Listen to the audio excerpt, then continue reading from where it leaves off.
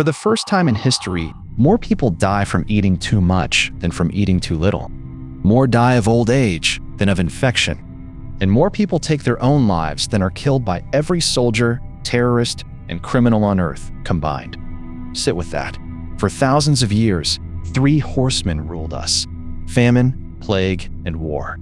Today, the average person is more likely to die from overeating than from drought, disease, or a bomb. We didn't pray those enemies away. We solved them, like engineering problems. So here's the question this book asks.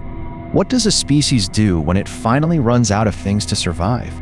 Yuval Noah Harari's answer is unsettling, and it ends with us building the thing that makes us obsolete. Stay to the end, because the last word here won't belong to a human. A victorious species gets ambitious. Having beaten famine and plague, Harari argues, humanity quietly set itself 3 new targets: immortality, happiness, and divinity. Listen to how the powerful now talk about death, not as fate, as a bug. Google founded a company, Calico, with the stated mission to solve death. One of its backers said flatly that living to 500 is possible. The filmmaker Woody Allen put the mood best. I don't want to achieve immortality through my work. I want to achieve it by not dying. For every culture before ours, death was the meaning of life, the door to the afterlife. But if death is just a technical problem, then it has a technical solution. And a couple of geeks in a lab, Harari writes, might be the ones to crack it. The oldest certainty on Earth had just been demoted to a to-do item. The second target is happiness, and here the book turns cold. Wire an electrode into the pleasure center of a rat's brain, give it a pedal, and the rat will press that pedal until it collapses from hunger, ignoring food, ignoring everything. Now think about the goal you're chasing right now. Harari's point lands like a splash of cold water. When Mario Götze scored the goal that won the World Cup, he wasn't reacting to the ball crossing the line. He was reacting to a storm of pleasant sensations inside his own skull. Joy was never the event. It was always the chemistry. And if happiness is a chemical, why leave it to chance? Millions of children are already medicated to focus. Soldiers deploy on antidepressants. We are learning to engineer moods on demand. But a species that can dial up its own bliss has to ask a darker question next. If we can beat death and manufacture joy, what exactly are we becoming? Harari has a name for it: Homo Deus, the God-man. Not with magic, but with biology. Engineered genes, bodies fused with machines, minds wired to the network. In one Stockholm office, employees already have rice grain microchips implanted in their hands to open doors with a wave. It sounds like liberation. But here's the gun Harari places on the table in the very first act, the one that will go off at the end. The same technologies that promise to upgrade a few humans into gods may make most humans unnecessary. Power and irrelevance, arriving in the same package. To understand how that trap snapped shut, Harari says, we have to rewind and ask how a frightened, ordinary animal ever got its hands on this kind of power in the first place. Picture the animal kingdom by raw weight. If you gathered every large animal on Earth, the overwhelming majority would be just 2 things: human beings and the animals we raise to eat. Wild creatures are a rounding error now. In a geological eye blink, one species of anxious, mid-sized primate went from dodging lions on the savannah to steering the entire planet's climate and ecology. Scientists have a name for this new age: the Anthropocene, the age of humans. But Harari refuses to tell it as a triumph. He tells it through the animals we conquered, because buried in that conquest is the single idea that will eventually turn on us.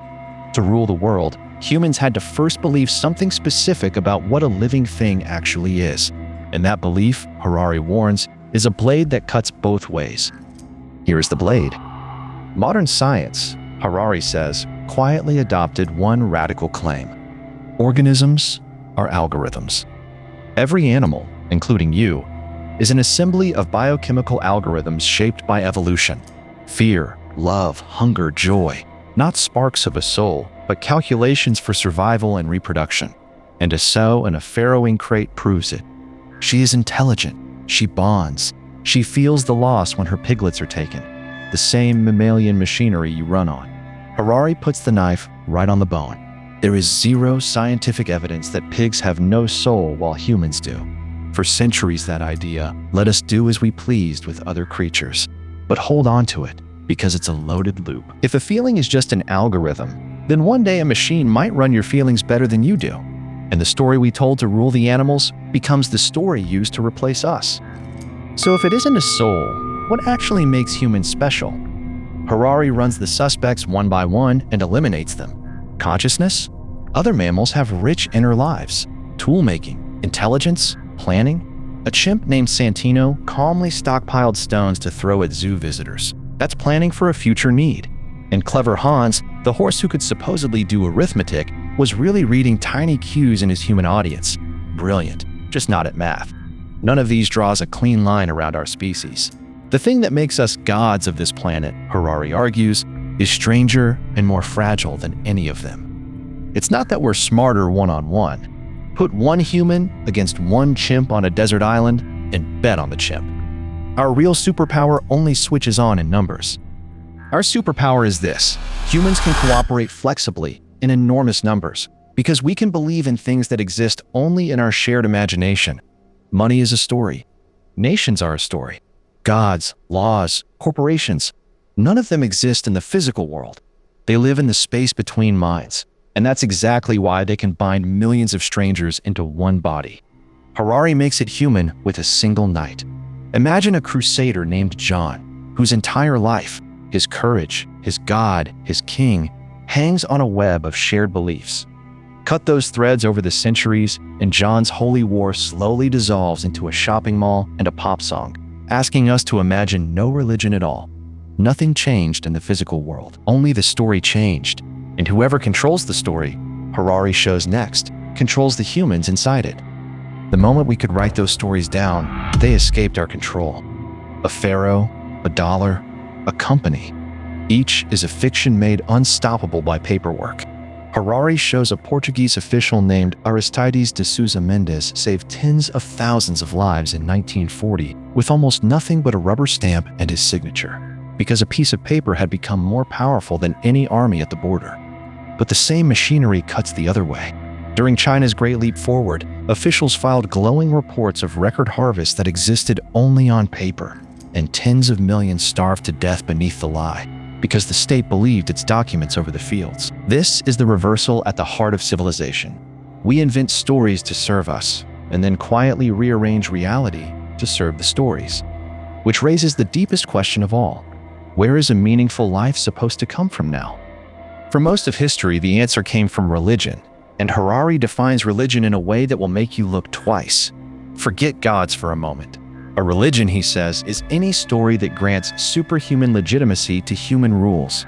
Any system that says, these laws don't come from us, so you cannot argue with them. By that definition, our modern world is not godless at all. It's ruled by a deal, an odd marriage between two partners who seem like enemies. Science, which gives us power, and a brand new religion, which gives us meaning. Science was happy to be the muscle, but muscle alone can't tell you how to live. So modernity struck a bargain, and it's the most consequential trade our civilization ever made. Harari compresses that bargain into one devastating line. Humans agreed to give up meaning in exchange for power. For thousands of years, we believed we lived inside a cosmic plan. Every drought a punishment, every birth a purpose. Modernity tore up the script. Its blunt motto, Harari says, is that bad things simply happen for no reason at all, and no one is coming to explain them. In return, we got engines, vaccines, abundance, power our ancestors would have called divine. But a deal like that leaves a hole where the meaning used to be. And the engine we built to keep the whole thing from collapsing has a single, relentless commandment: grow. More production, more consumption, forever. Even vampire bats, Harari jokes, share blood without charging interest. They don't believe in growth. We do. It's our deepest faith. But faith in growth can't tell a grieving person why they should get out of bed. Something had to fill that hole. The thing that filled it is a religion you already follow, even if you'd never call it that. Its name is humanism, and its founding commandment is 3 words you've heard your whole life: listen to your feelings. Where a medieval Christian asked a priest what was right, a modern human is told the answer is inside. Trust your heart. Follow your gut. be true to yourself. It rewrote everything. In politics, the voter knows best. In the marketplace, the customer is always right. In art, beauty is in the eye of the beholder, which is how a man named Marcel Duchamp could sign a plain factory urinal, place it in a gallery, and have the world call it art. Your feelings became the highest authority in the universe. Remember that command. Listen to your feelings, because the whole story turns on the day something else starts whispering back. Humanism looked unstoppable, but it split into 3 warring churches, and the 20th century was their holy war. Liberal humanism said every individual's free choices are sacred. Socialist humanism said no. Trust the collective, the party, the group. And a third, monstrous branch, evolutionary humanism, said some humans were more evolved than others and drove straight into the horror of Nazism and the death camps.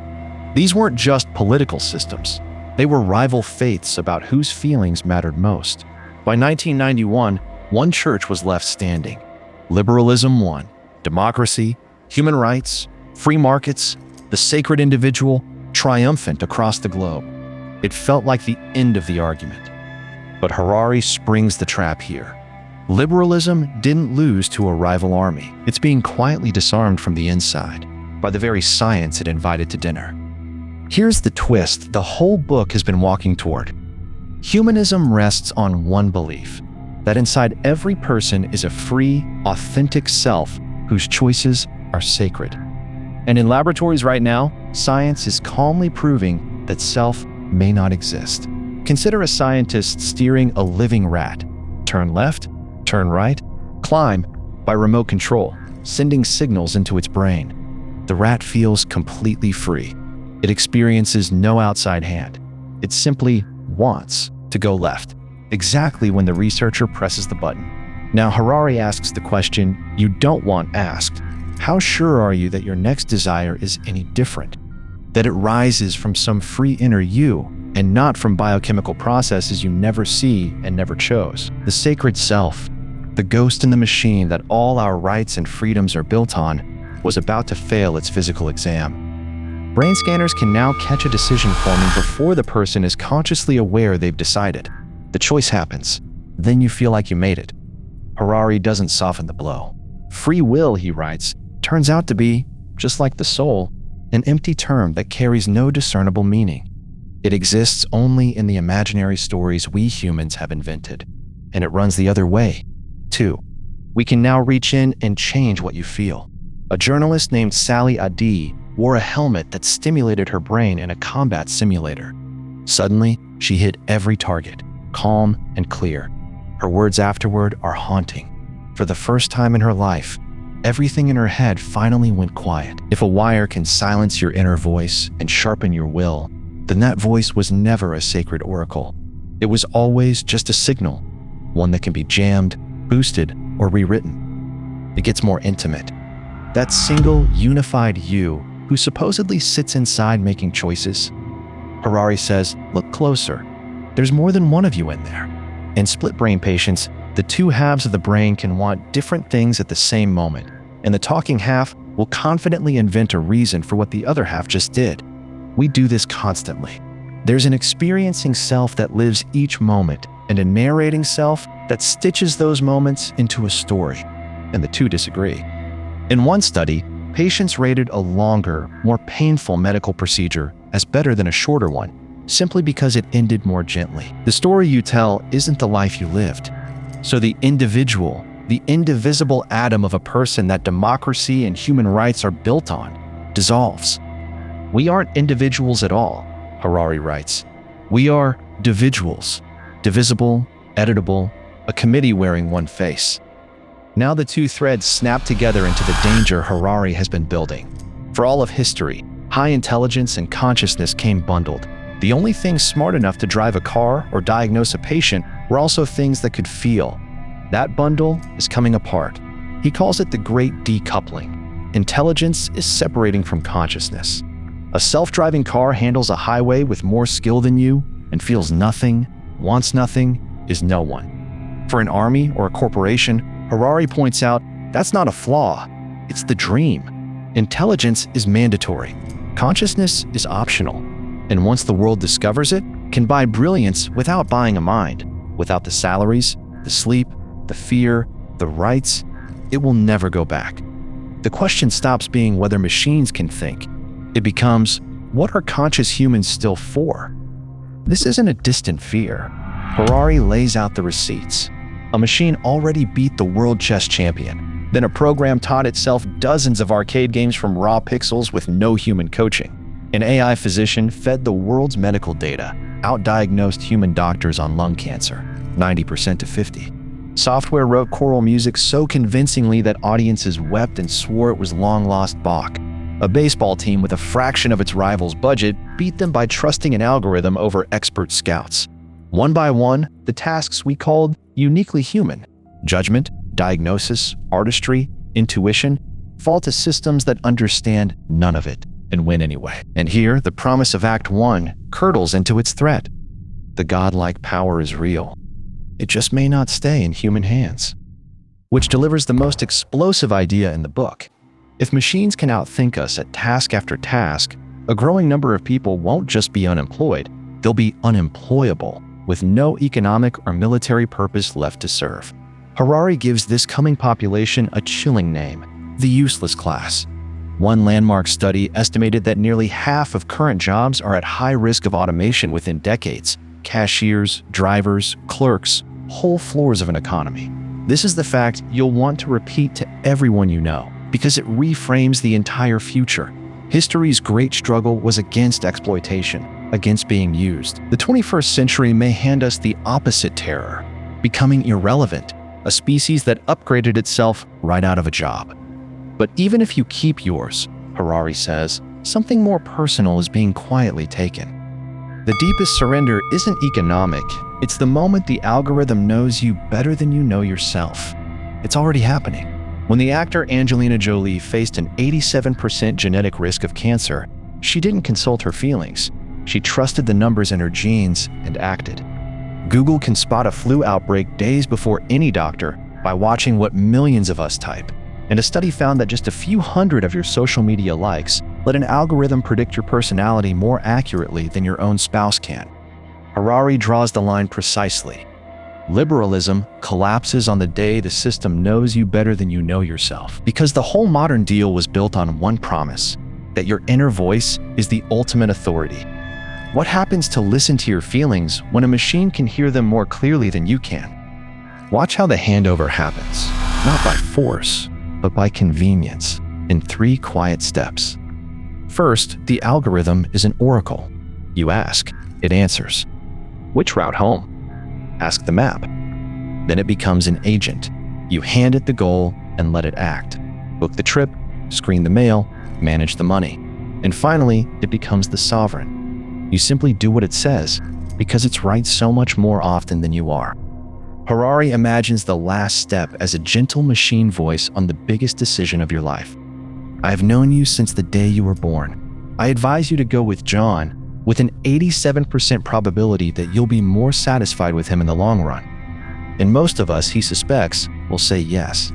Not because we were conquered, because we were relieved to stop deciding.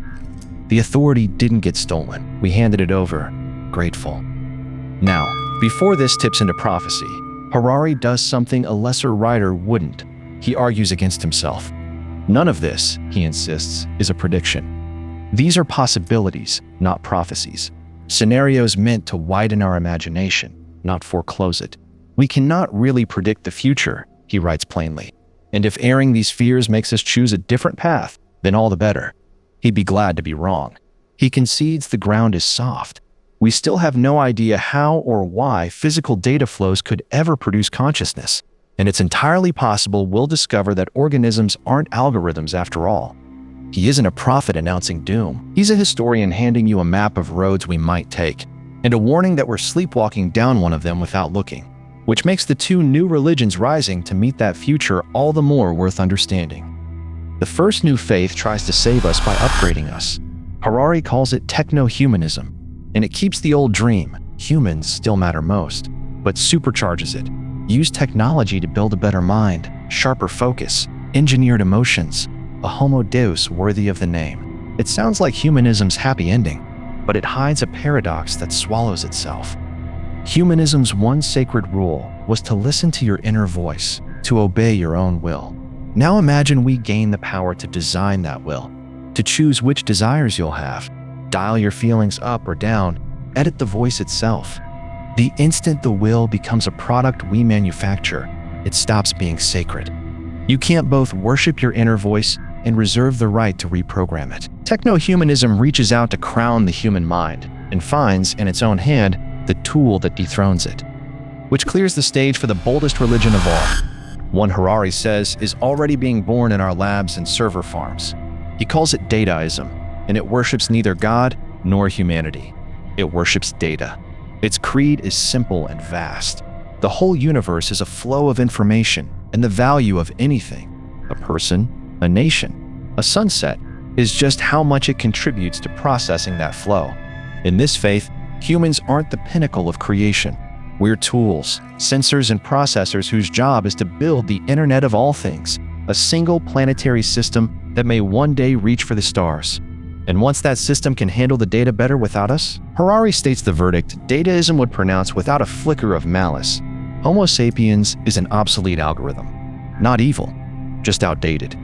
The way we once looked at the animals we replaced. And now the whole arc closes with a single, quiet swap of one word. Remember humanism's commandment, the one you've followed your whole life. Listen to your feelings. Harari shows the new one taking its place, and it sounds almost identical, which is what makes it terrifying. Where humanism said, listen to your feelings, Dataism now says, listen to the algorithms. They know how you feel. That's the entire history of authority in one line. First, we obeyed the gods. Then we learned to obey ourselves, our own sacred hearts. And now we are learning to obey the data, handing the final word to a system that understands us perfectly and experiences nothing. The God we set out to become turns out to be a mirror, and the face, looking back, may not be human at all. So return to where we started, a species that beat famine, plague, and war, and went looking for something greater. Harari leaves us not with an answer, but with 3 questions he says are the most important of the century. Are living things really just algorithms? And is life really just data? What is more valuable, intelligence or consciousness? And what happens to society, to politics, to your daily life, when non-conscious machines that don't understand a thing can know you better than you know yourself? He won't tell you the ending because it hasn't been written, and that, quietly, is the most hopeful thing in the book. We set out to become gods. We might end as a ripple in someone else's data. The one power we still have is the one Harari is begging us to use before it's gone. To look up from the screen and ask where this road actually goes. While the question is still ours to ask. If this rewired how you see the future, go back to where Harari started the story, with Sapiens, the history of how we got here. Because you can't know where you're going until you know what you already are.